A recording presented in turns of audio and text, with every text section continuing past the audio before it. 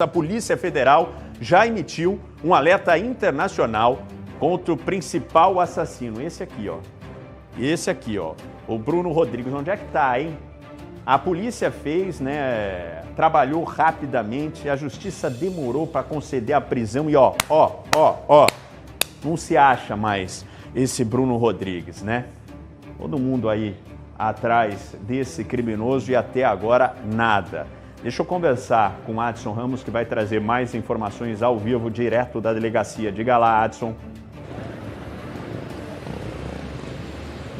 JP, essa expectativa de que Bruno Rodrigues tenha fugido do país, ela ainda não foi descartada. A Polícia Federal disse que não há movimentação de saída de Bruno do país, mas ele tem passaporte português. A gente não sabe se ele já saiu do país usando os meios legais ou de outras formas. Certo é que o Bruno Rodrigues continua foragido. Essa é a situação dele. Foragido. Os advogados, é claro, estiveram na delegacia, conversaram com a delegada responsável pelas investigações, mas ainda não se sabe qual é o paradeiro de Bruno Rodrigues. Várias provas vieram à tona nos últimos dias relacionadas a esse caso, que corroboram a versão da Polícia Civil, a investigação.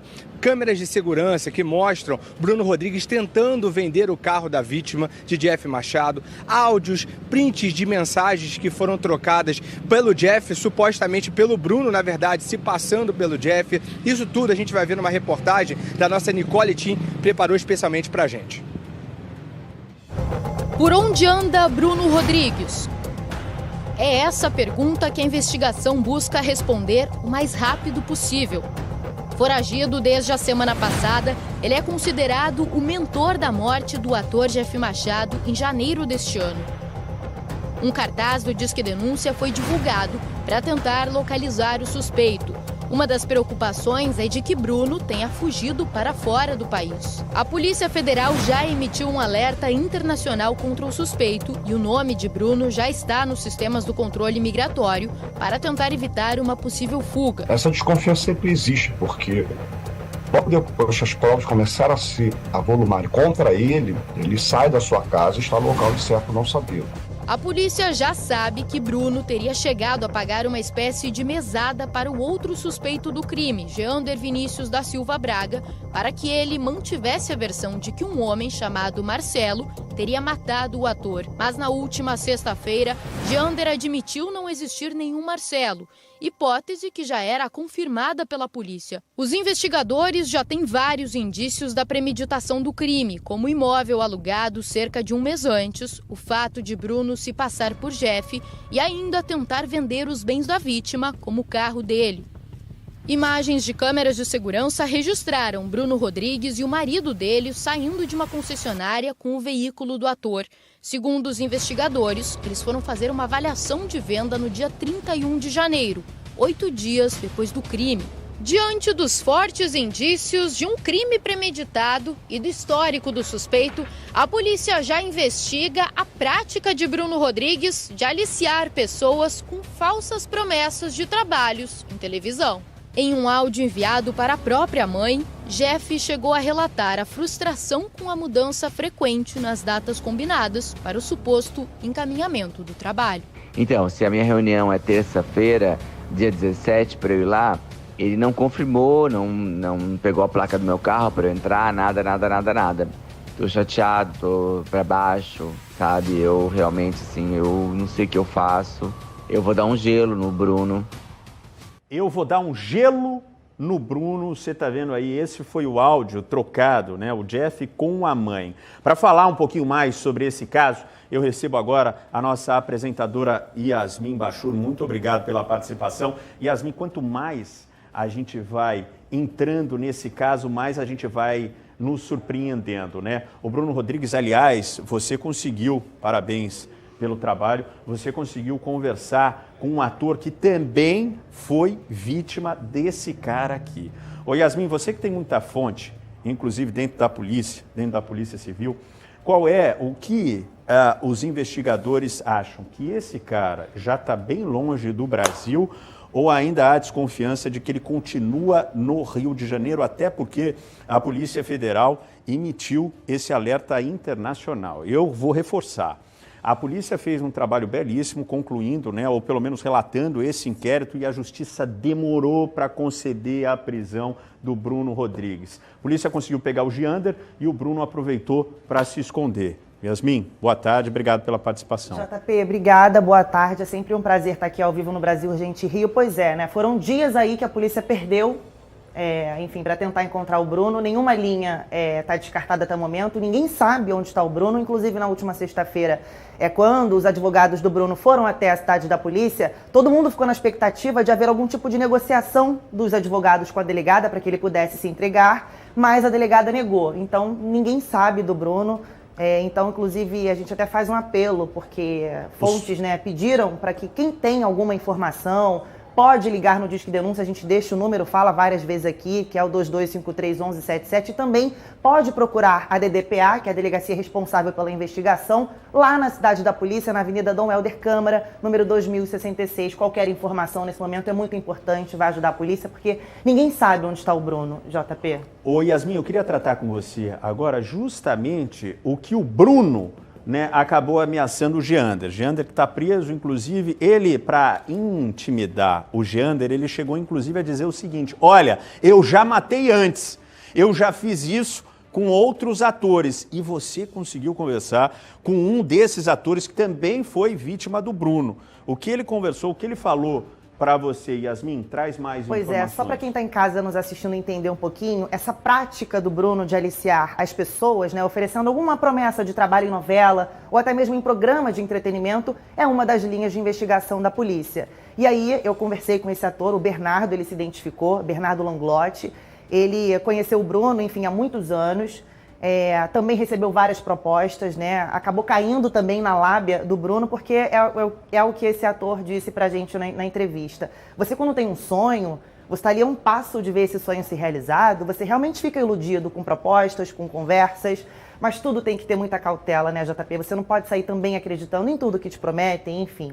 Mas aí ele falou que acabou ficando cego, assim como o Jeff, que infelizmente perdeu a vida, e por pouco esse ator não pagou a quantia que o Jeff chegou a pagar, de cerca de 20 mil reais, divididos aí em 4 parcelas. Mas a promessa era a mesma. A promessa era a mesma. No papel, na novela. Exatamente. O Bernardo, ele foi conhecer o Bruno buscando esse mesmo sonho do Jeff, de atuar numa novela. Era o sonho, ele fez curso, estudou, se dedicou para isso. Recebeu várias promessas que nunca se concretizaram. E ele, inclusive, disse na entrevista que chegou a desconfiar de algumas atitudes do Bruno, né? Falta de profissionalismo, falta de ética. O Bruno chegou a assediá-lo também, mas ele, acreditando naquele sonho, acreditando naquela promessa, ele seguiu. E aí essas promessas que nunca se concretizaram, e aí ele acabou não pagando. E, enfim, o Jeff não teve esse mesmo desfecho, né? Você separou um trechinho desse ator? Repete para mim o nome, a gente pode falar. Bernardo Langlotti. Podemos, porque ele se identificou. Aceitou se identificar. Está aqui o Bernardo no telão do Brasil Urgente Rio. A reportagem completa você vai acompanhar mais tarde no Jornal do Rio. Mas vamos acompanhar agora um trechinho, o que falou mais uma vítima do Bruno Rodrigues. No ar. Eu também sou ator desde os 15 anos de idade. Também compactuo do mesmo sonho que o Jeff, aquele sonho genuíno de ser artista, aquele sonho de criança de ser artista, e conheci o Bruno. E eu comecei a perceber, durante essa minha relação com o Bruno, que algumas coisas eram estranhas. Mas eu acho que quando a gente tem um sonho, a gente fica um pouco cego. E o chefe ficou cego, e eu, quando caí nesse golpe, também fiquei cego. Pois é, e você acaba não medindo esforços, né, em busca desse sonho. E aí ele se apresentava, inclusive, depois foi mandado embora da Globo, justamente porque ele se apresentava, falava: eu sou assistente aqui de direção, vou te dar essa vaga. Os caras acabavam acreditando, ele tinha como comprovar ali pela documentação. Deixa eu chamar, Yasmin, fica aqui comigo, por favor. Vamos chamar agora o nosso Adson Ramos, que vai trazer mais informações, inclusive dentro dessa farsa toda. A gente tem duas novidades aí, né? A mensagem do Jeff se passando, não é verdade? Conversando, a mensagem, aliás, do Bruno, se passando por Jeff, conversando com o irmão da vítima. E eu quero também, enquanto o Adson vai trazendo essas informações, aquelas imagens que a Yasmin vai destacar aqui pra gente, do Bruno, inclusive, tentando vender já na concessionária, fazendo a avaliação do carro do Jeff para conseguir vender. Só não conseguiu vender porque não tinha a assinatura do Jeff naquele documento. Olha aí, ó, são as imagens. Agora, esse aqui é o Bruno, Yasmin?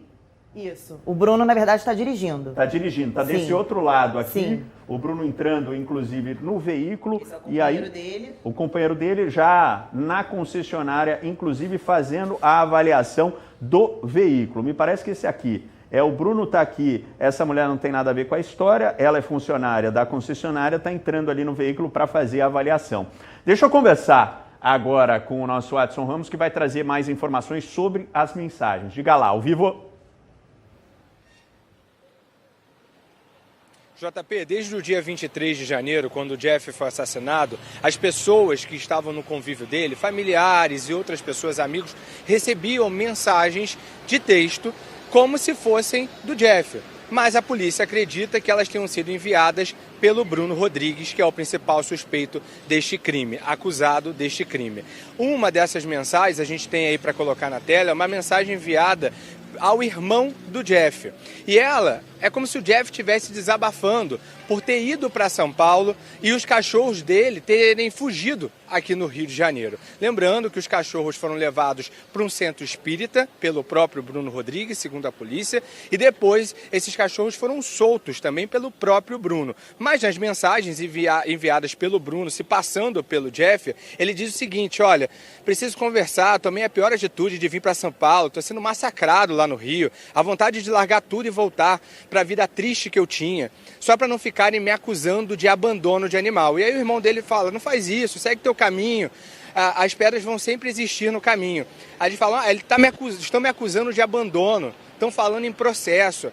Aí o irmão dele pede para ele ignorar, para que não dê ibope. E ainda continua, tem que focar, fazer dinheiro, comprar um telefone novo porque o meu tá horrível. Lembrando que ele sempre dava essa desculpa de estar enviando mensagens de texto porque o celular dele estava quebrado, não dava para fazer chamadas de vídeo nem enviar áudio. E a conversa continua. Você tem que tirar lição de tudo, o irmão dele conversando. E a conversa com o irmão continua, o Bruno se passando pelo Jeff, pelo menos é isso que acredita a polícia, JP.